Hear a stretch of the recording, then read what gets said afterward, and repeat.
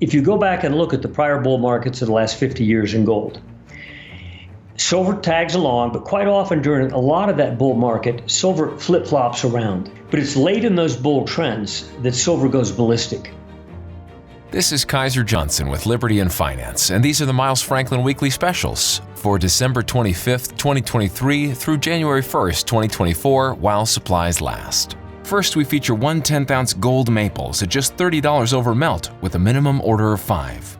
Next, we have silver eagles at $4.99 over spot, making this a great time to swap silver bars into silver eagles at the lowest premium in years. Finally, constitutional 90% silver is just $3 over spot per ounce. To order our specials or any of the many other options we have available, call us at 1-888-81-LIBERTY. That's 1-888-815-4237. We're available after hours and on weekends, and we look forward to speaking with you. Hey everyone, this is Elijah K. Johnson with Liberty and Finance. And back with us today is our good friend Michael Oliver from Momentum Structural Analysis. Michael, thank you so much for joining us today. Good to be back, Elijah. Well, it's great to have you. The website is olivermsa.com. People definitely should check that out there. I did want to discuss, and we'll pull up the charts here you sent me from your work, the S&P and also the T-bond futures monthly, comparing them back from the 2000s to 2009. It's really interesting, the correlations you see there, because a lot of people think that when interest rates drop, then that should be bullish for the stock market. And we're obviously seeing, people very bullish right now on the stock market making all-time highs. And a lot of people are expecting rate cuts coming in 2024. But in your view, this should not actually be bullish for the stock market. This could actually be very bearish. Your perspective? Well, it is. The Fed has always lagged reality. They're never ahead of the game. And in our view, they created a dozen-year-plus bubble in the stock market. Never before been seen of the dimension and duration. The S&P went up 7-fold, NASDAQ 100 went up 16-fold, over a period of 12, 13 years, 2009, 2021. Or early 22 for some indices. We're now back in price at some of those levels. S&P is back near the high it made above 4,800 in early 2022. And NASDAQ 100 has nipped out its high. It occurred, I think, in late 2021.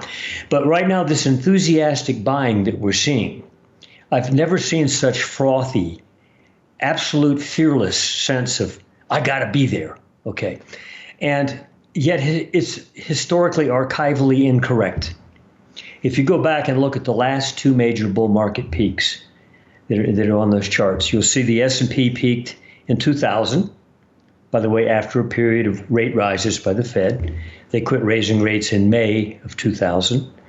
And the market, in July, they came out with a statement, the Fed did, that we see some softening. It was one of these hint type statements, meaning we're not going to raise anymore. So that was in late July of 2000. In August, it shot up and made a new high monthly close for the S&P, based on that assumption, no doubt. Oh boy, the rate cuts are over, party time. That was the top, period, exclamation point. And in January of 2001, as you were rolling over, very early in the bear market, they started cutting rates dramatically, yet the market collapsed. Now, if you look at that chart, what you'll see is the overlay of the T-bond market as it rises and falls, meaning when it rises, rates are dropping. When it falls, rates are rising. It's inverse to rates. And look at the S&P 500 monthly below it. And you'll see that basically around the times that the T-bonds bottom and turn up, meaning rates are starting to drop, that's when the stock market peaks. And all during that bear market of 2000 to late 2002 in the stock market, the bonds went up. Totally opposite what the current logic is. And then you go over there to 2007, further on the right of both charts, and you'll see that the S&P made its final high in October of 2007. Well, that's actually a few weeks after they had cut rates in September, after a period of rate rises in a couple of years before. So they cut rates and the market peaked. In other words, if you'd have shorted the S&P about 3 weeks after the Fed cut rates in 2007, you'd have shorted the top. Okay, so here we have an instance where both the prior two bull market peaks in the stock market were coincident, inverse to the rate direction, which is totally opposite the current logic is, oh, they're going to pause, and two, they're going to cut rates. We know that. They already said to cut 3 times next year. So the only debate is when and how many times. And so the party's on. But it's just like those prior tops. Yes, there was a brief party on that assumption, but it was the top. So if that's your assumption driving your rationale of buying the stock market, think twice. History says no, that's not a good idea. In 2024, if we do see rate cuts, are you then expecting a sell-off in the stock market? I think it'll be underway even before then, and I think that'll help accentuate the Fed's desire to cut rates once they see the paper asset bubble rolling over again.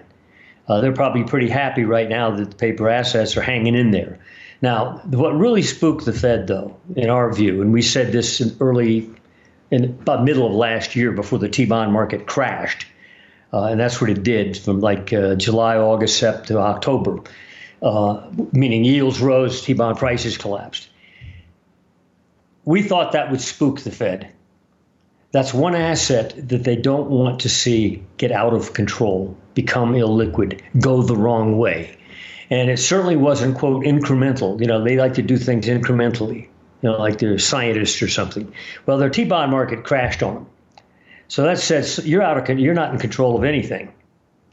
You know, Bruce Willis up in the building, you know, you're not in control of it. I won't say it. But anyway, so I think that's what really spooked them. More than any data point we might want to discuss on financial TV about, you know, 1 decimal point difference here or there. It's the collapse in their T-bond market that put a chill up their backbone and definitely caused them to, behind the scenes, decide, no more rate rises.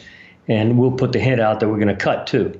It's not so much the data points, it's the collapse in that market. Now, since then, what we call the nuke event, before it happened, we also said it would be a V-bottom low, meaning you would get high yields, low price in T-bonds, but when it turned, it would come up like a V-bottom, like some collapsing commodity that finally went too far. You know what I mean? And it did. And I suspect the Fed and the Treasury are in there buying that stuff, along with some large asset managers as well. And this time, justifiably so, because technically, anyway, there was justification for a good counter-trend rally in the T-bonds or drop in yields. And I think we're going to see more of that over the next, let's say, quarter. We're not long-term bullish on bonds, but we do think rates will probably not be a threat and will be a so-called beneficiary to the stock market. The problem is it isn't. Historically, when rates come down, it's because the Fed is what? Concerned about something. And I think there'll be multiple things for them to be concerned about. So anyway, I don't trust the stock market rally here. Our technicals don't trust it. Price has nipped out the high, not on the S&P yet. But you've got to remember that especially the NASDAQ 100 and the S&P 500 are very heavily weighted up front with a handful of symbols. It's not 500 S&P stocks. It's like 5. Explain the entire move. In the NASDAQ 100, it's like 3 or 4 or 5 stocks. Explain 50% of its movement. So keep that in mind. So the picture you see on an S&P chart on NASDAQ is not the true picture of the stock market. What is the real reality? Because it's really only the tech sector, right, that's driving this rally in the general stock market. We ran in a report yesterday just simple spread charts, meaning the performance relationship between, let's say, the tech sector and the S&P. And of course, if you look at that spread chart, it's an upward trend. Although from a momentum perspective, it's in question right now. But meaning that the XLK, for example, which is the tech sector ETF, is outperforming the S&P. Fine. Okay. It's our experience whenever we analyze any given sector, doesn't matter which year, whether it's gold miners or it's oil producers or healthcare stocks, you go within that sector and start looking at the symbols that constitute that sector ETF, for example. And you're going to find roughly 25, 30% are outperforming the sector. 25, 30% probably par performers matching the performance of the sector. So when you look at a spread chart, it's sort of sideways. And maybe that many, 25, 30% are underperforming the sector. This is a constant reality. Would you never have a situation where every stock in the sector is beating the sector? It's impossible. Okay. So, but we did that with the S&P and looked at every sector within it, a dozen or so. And we only found one that was outperforming the S&P.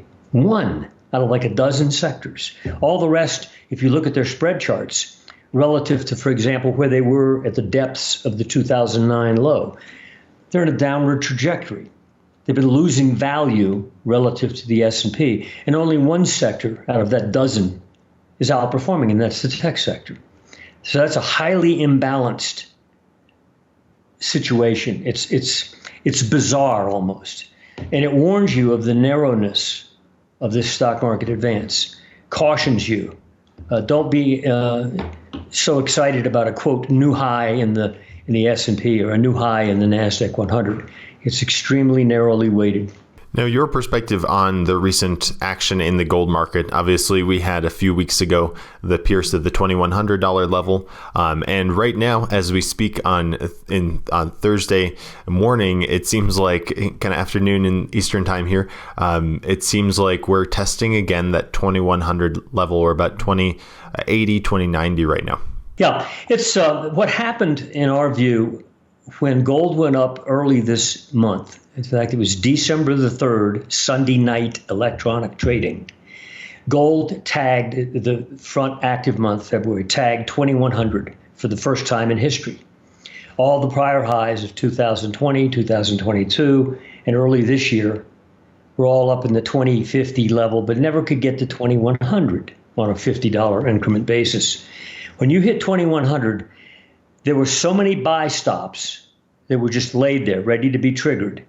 Of probably one, shorts who wanted to get out, and two, new longs who said, okay, I now believe I'm going to get in.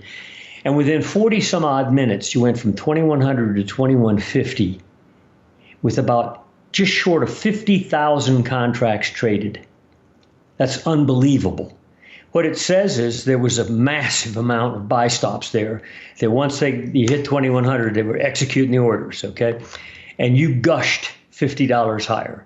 But as soon as you did, if you'll think about the mechanisms involved here, all the buy orders from 2,100 through 2,150 were filled.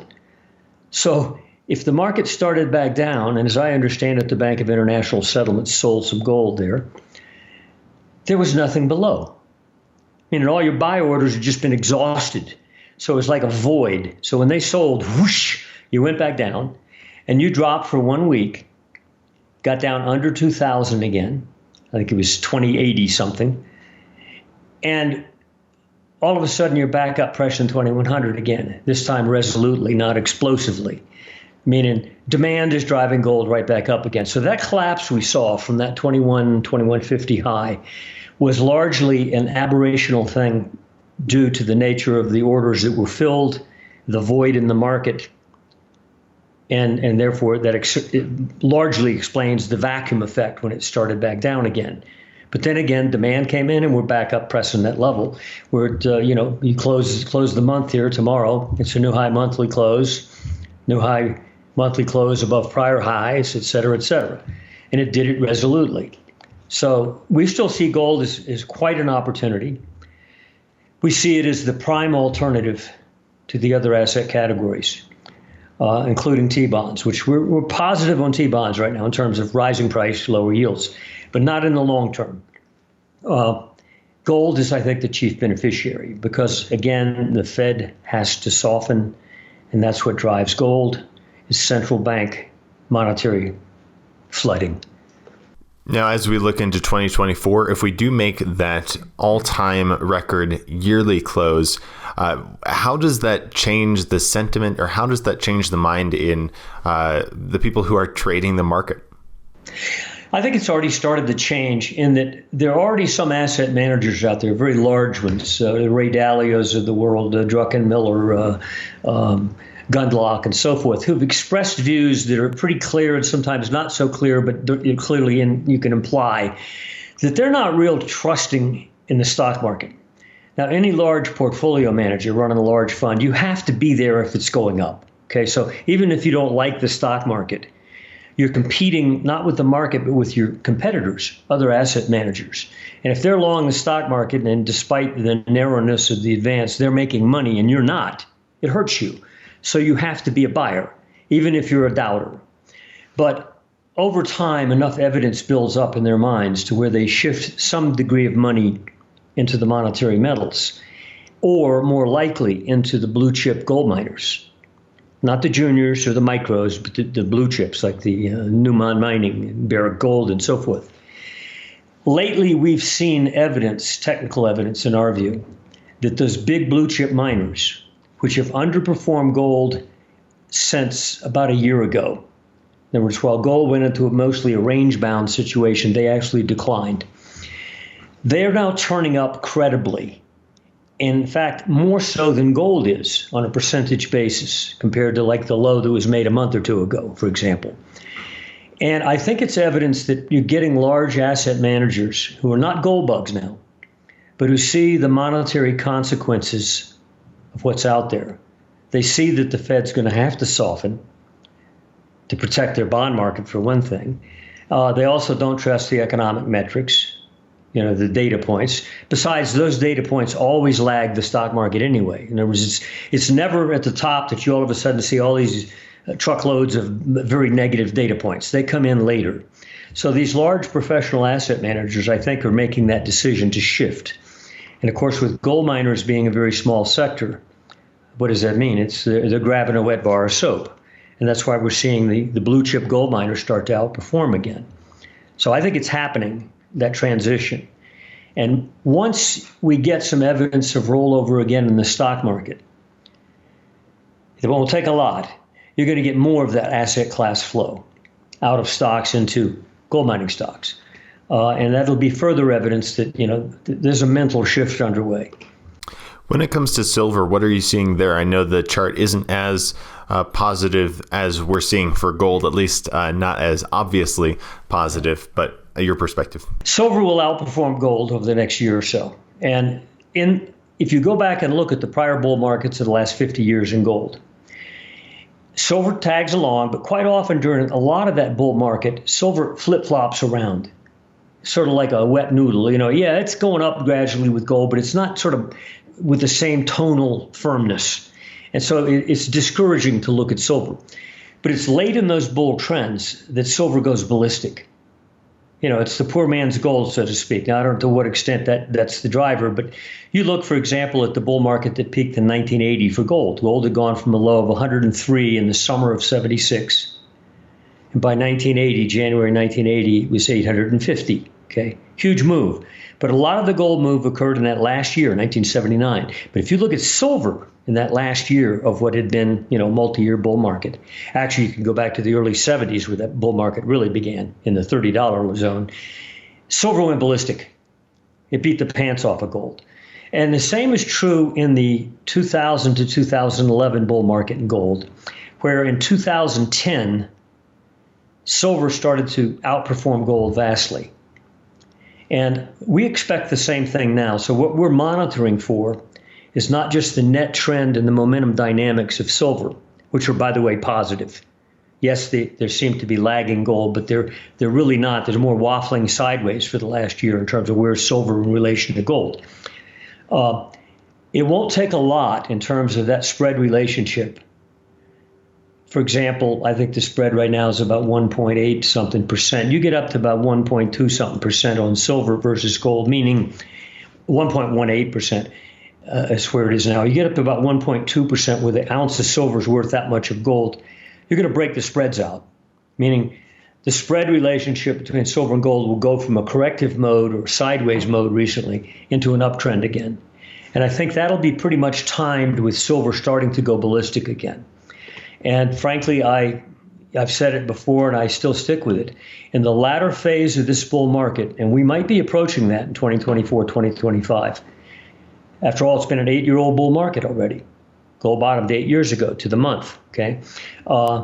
You get that old, the bull markets are 9, 10 years sometimes. But it's in that last year or so where the ballistic nature of the market occurs. And that's when silver goes ballistic.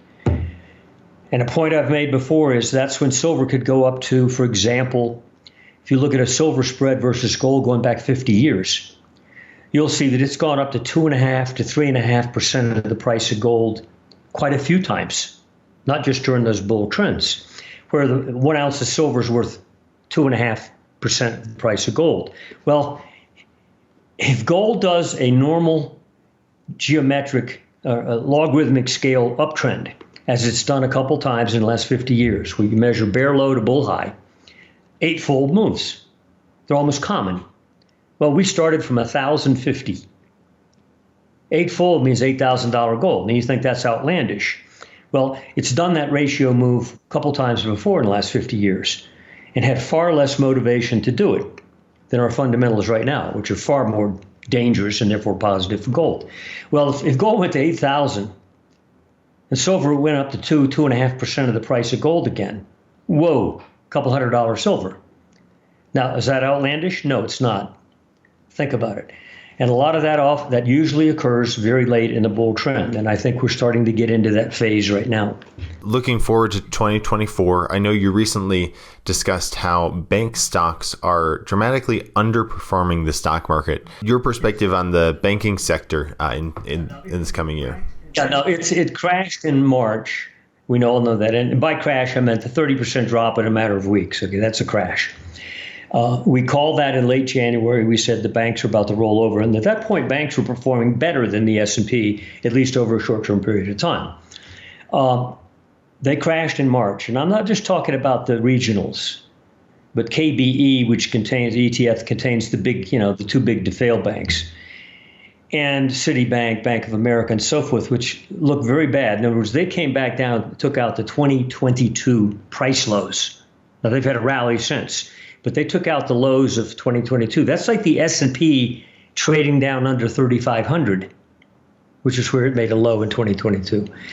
But when you run spread charts of those various sectors, and we did with banks as well, where banks were in relation to the S&P, relative performance value, we're so far below the 2009 low on that spread chart that it's incredible. It takes your breath away. Now, they're not going to go to zero, but that chart almost looks like their relative performance could go to zero. It's a horrible looking chart. So there's on a net basis, the banks look bad still, despite the recent little rally.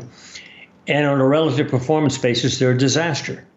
So I don't see any healing process there. We know the Fed liked to, dismiss that problem last year as, that was regional banks being mismanaged by this guy or that guy. No, it's not. It's a problem with the whole sector and also the financial sector as well. So I expect that to rise again this coming year. And of course, if any large bank, the too big to fails, even gets a headline about a problem, that's going to turn heads, investor heads. Well, it will be very interesting to continue to track this with you, Michael. If people are interested in learning more about your work, where can they find you? And did you have any last thoughts for our viewers? Yeah, I think 2024 is going to be far more dynamic than any year you've ever seen in your life. Now, I've been in markets since 1975 as a futures broker and then started MSA in 1992. But I've never seen a situation where the huge tectonic plates of the stock market, the bond markets, Forex, we're talking about the dollar, and gold have such dynamics that look pent up, meaning they've not unleashed themselves yet. And in the terms of the stock market, I mean downside. In terms of bonds, it's already done a lot of damage with the crash this year and with the dollar collapsing. And I think you could get what's called, chaos theory going here. In other words, rather than this incremental trends, which most analysts think of, when they analyze a market, they say, we're going to go from here to here in little staircases, up or down. I think you're going to get a dynamic year that's going to take your breath away in terms of percentage change in these major market categories. And you can contact us at olivermsa.com. You click on one of the sites that shows my picture, my son, so forth. I got my email address there. Click on it. Be happy to send sample copies to you. Fantastic. Michael, once again, thank you so much for your time today.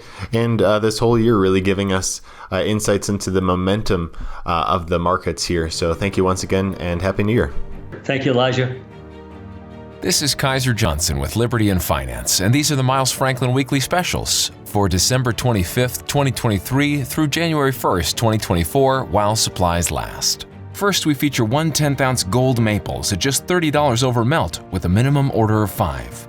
Next, we have silver eagles at $4.99 over spot, making this a great time to swap silver bars into silver eagles at the lowest premium in years.